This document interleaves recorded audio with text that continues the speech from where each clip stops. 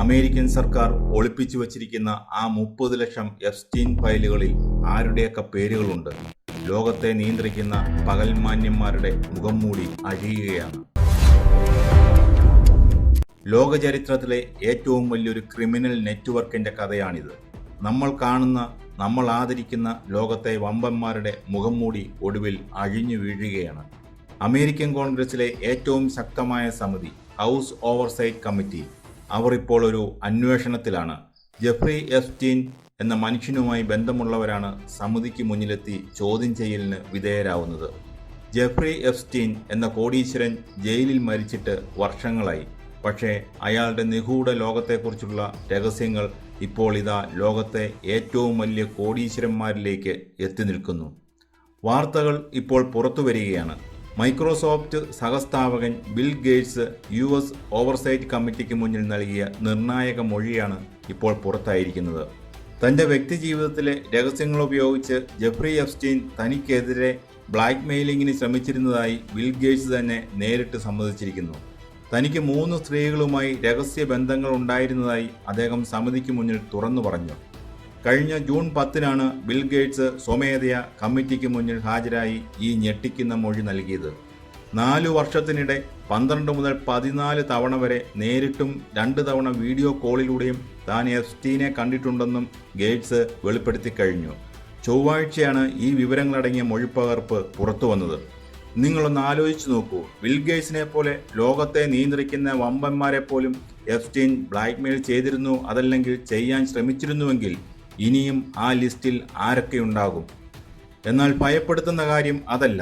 3 ദശലക്ഷം, അതായത് 30 ലക്ഷത്തോളം അതീവ രഹസ്യരേഖകൾ ഇപ്പോഴും US നീതിന്യായ വകുപ്പ് പൊതുജനങ്ങളിൽ നിന്ന് ഒളിപ്പിച്ചു വച്ചിരിക്കുകയാണ്. അതുമാത്രമല്ല, അവരുടെ ഓൺലൈൻ ആർക്കൈവുകളിൽ നിന്ന് 10,000-കണക്കിന് ഫയലുകൾ ഒരു വിശദീകരണവുമില്ലാതെ പെട്ടെന്ന് അപ്രത്യക്ഷമായിരിക്കുന്നു. എന്താണ് അവിടെ ഒളിക്കാൻ ശ്രമിക്കുന്നത്? ആരെയാണ് അവർ ഭയപ്പെടുന്നത്? ലോകത്തെ നിയന്ത്രിക്കുന്ന ഏതൊക്കെ പകൽമാന്യന്മാരുടെ പേരുകളാണ് ആ ഫയലുകളിൽ ഉള്ളത്? ആദ്യം നമുക്ക് ഈ അന്വേഷണത്തിൻ്റെ പശ്ചാത്തലം ഒന്ന് നോക്കാം. ആരാണ് ഈ ജെഫ്രി എപ്സ്റ്റീൻ?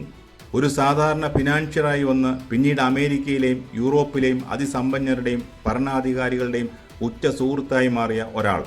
എന്നാൽ ആ സൗഹൃദങ്ങൾക്ക് പിന്നിൽ ലോകത്തെ ഏറ്റവും ക്രൂരമായ ഒരു സെക്സ് ട്രാഫിക്കിംഗ് നടക്കുന്നുണ്ടായിരുന്നു. പ്രായപൂർത്തിയാകാത്ത പെൺകുട്ടികളെ തൻ്റെ സ്വകാര്യ ദ്വീപിലും വിമാനങ്ങളിലും എത്തിച്ച് VIP-കൾക്ക് കാഴ്ചവെക്കുക എന്നതായിരുന്നു അയാളുടെ ബിസിനസ്. 2019-ൽ അയാൾ ജയിലിൽ വെച്ച് ദുരൂഹ സാഹചര്യത്തിൽ മരിച്ചു. അതോടെ കഥ കഴിഞ്ഞു എന്ന് പലരും കരുതി. എന്നാൽ കഥയവിടെ തുടങ്ങുകയായിരുന്നു. അമേരിക്കൻ ജനപ്രതിനിധി സഭയിലെ ഹൗസ് ഓവർസൈറ്റ് കമ്മിറ്റി ഈ കേസ് വീണ്ടും പൊടി തട്ടിയെടുക്കാൻ ഒരു പ്രത്യേക സാഹചര്യമുണ്ടായി. 2025-ൽ അമേരിക്കൻ കോൺഗ്രസ് വളരെ അപൂർവമായ ഒരു നിയമം പാസാക്കി, എപ്സ്റ്റീൻ ഫയൽസ് ട്രാൻസ്പെറൻസി ആക്ട്. എല്ലാ രേഖകളും ജനങ്ങൾക്ക് മുന്നിൽ തുറന്നു കാട്ടണം എന്നതായിരുന്നു നിയമം. ഇതേ തുടർന്ന് US നീതിന്യായ വകുപ്പ് ഒരു വലിയ രേഖാശേഖരം പുറത്തുവിട്ടു. അതിൽ Bill Gates, Elon Musk, Donald Trump, Bill Clinton തുടങ്ങി നിരവധി പ്രമുഖരുടെ ഇമെയിലുകളും മെസ്സേജുകളും ഉണ്ടായിരുന്നു. ഇതിൽ പലരും കേവലം ബിസിനസ് ആവശ്യങ്ങൾക്കായി മാത്രം സംസാരിച്ചവരാകാം എന്നായിരുന്നു ആദ്യ വിലയിരുത്തൽ. എന്നാൽ ഇപ്പോൾ പുറത്തു വന്ന ബിൽ ഗേറ്റ്സിൻ്റെ മൊഴി കാര്യങ്ങളെ ആകെ മാറ്റിമറിച്ചിരിക്കുന്നു. തൻ്റെ വഴിവിട്ട ബന്ധങ്ങൾ എപ്സ്റ്റീൻ അറിയാമായിരുന്നുവെന്നും അതുകൊണ്ട് തന്നെ ബ്ലാക്ക് മെയിലിങ്ങിന് ഇരയാക്കാൻ ശ്രമിച്ചിരുന്നുവെന്നുമാണ് ലോകത്തെ ഏറ്റവും വലിയ കോടീശ്വരൻ ഇപ്പോൾ തുറന്നു പറഞ്ഞിരിക്കുന്നത്. 12 മുതൽ 14 തവണ വരെ താൻ എപ്സ്റ്റീനെ നേരിട്ട് കണ്ടിട്ടുണ്ടെന്ന് ഗേറ്റ്സ് സമ്മതിക്കുമ്പോൾ മറ്റുള്ള പ്രമുഖരുടെ ബന്ധങ്ങൾ എത്രത്തോളമായിരിക്കും?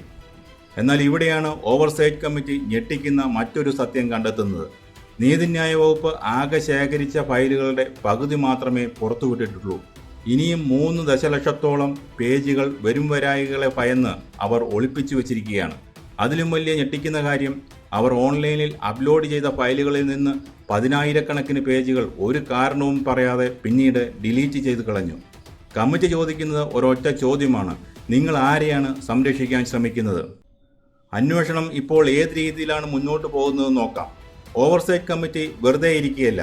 അവർ ശക്തമായ അധികാരമുള്ള സമിതിയാണ്. അവർ ഇതിനകം തന്നെ ഈ കേസിലെ പ്രധാനപ്പെട്ട കണ്ണികളെ നേരിട്ട് വിളിപ്പിച്ചു കഴിഞ്ഞു.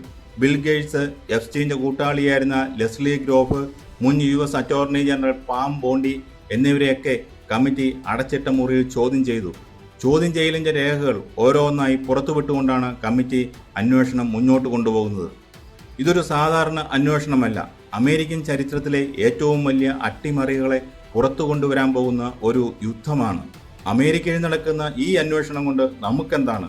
ഇന്ത്യയിലിരിക്കുന്ന നമ്മളെയോ അല്ലെങ്കിൽ ലോകത്തെവിടെയുമുള്ള സാധാരണക്കാരെയോ ഇതെങ്ങനെ ബാധിക്കും? ഇതെന്തുകൊണ്ട് പ്രധാനമാകുന്നു എന്ന് ചോദിച്ചാൽ, ഇതിന് പിന്നിൽ പ്രവർത്തിക്കുന്നത് കേവലം ഒരു വ്യക്തിയല്ല, മറിച്ച് ഒരു ഗ്ലോബൽ എലൈറ്റ് നെറ്റ്വർക്കാണ്. ലോകത്തെ നിയമങ്ങൾ ഉണ്ടാക്കുന്നവർ, കോടിക്കണക്കിന് മനുഷ്യരുടെ ജീവിതം നിയന്ത്രിക്കുന്ന കമ്പനികളുടെ തലവന്മാർ, രാജ്യങ്ങളുടെ പ്രധാനമന്ത്രിമാർ, രാജകുടുംബാംഗങ്ങൾ, ഇവരെല്ലാം ഈ ശൃംഖലയുടെ ഭാഗമായിരുന്നുവെന്നാണ് ആരോപണം. ബിൽ ഗേറ്റ്സിന്റെ മൊഴിയോടെ ഒരു കാര്യം വ്യക്തമായി. ജെഫ്രി എപ്സ്റ്റീൻ എന്ന മനുഷ്യൻ കേവലം ഒരു ക്രിമിനൽ മാത്രമായിരുന്നില്ല. അയാൾ ഒരു ബ്ലാക്ക്മെയിൽ കിങ് ആയിരുന്നു. തൻ്റെ ദ്വീപിലും വിമാനങ്ങളിലും എത്തുന്ന പ്രമുഖരുടെയെല്ലാം രഹസ്യ ദൃശ്യങ്ങളും വിവരങ്ങളും അയാൾ ശേഖരിച്ചു വച്ചിട്ടുണ്ടായിരുന്നു.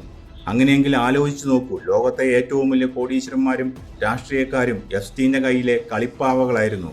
അവർ എടുത്ത പല ആഗോള തീരുമാനങ്ങളും ബിസിനസ് ഡീലുകളും ഈ ഭയത്തിൻ്റെ പുറത്തായിരുന്നിരിക്കാം. രണ്ടാമത്തെ കാര്യം നമ്മുടെ നീതിന്യായ വ്യവസ്ഥയുടെ വിശ്വാസ്യതയാണ്. ഒരു സാധാരണക്കാരൻ ഒരു ചെറിയ കുറ്റം ചെയ്താൽ പോലീസ് അയാളെ വർഷങ്ങളോളം ജയിലിലിടും. എന്നാൽ ഇവിടെ കുട്ടികളെ കടത്തിക്കൊണ്ടുപോയി പീഡിപ്പിച്ച അതിന് കൂട്ടുനിന്ന വലിയൊരു സംഘം വർഷങ്ങളായി യാതൊരു പരിക്കുമില്ലാതെ സമൂഹത്തിൽ മാന്യന്മാരായി ജീവിക്കുന്നു. അവരെ സംരക്ഷിക്കാൻ അമേരിക്കൻ ഗവൺമെൻറ്റിൻ്റെ തന്നെ നീതിന്യായ വകുപ്പ് ഫയലുകൾ ഒളിപ്പിക്കുന്നു, ഡിലീറ്റ് ചെയ്യുന്നു. ഇതിലും വലിയ എന്ത് ജനാധിപത്യ വിരുദ്ധതയാണ് ഉള്ളത്?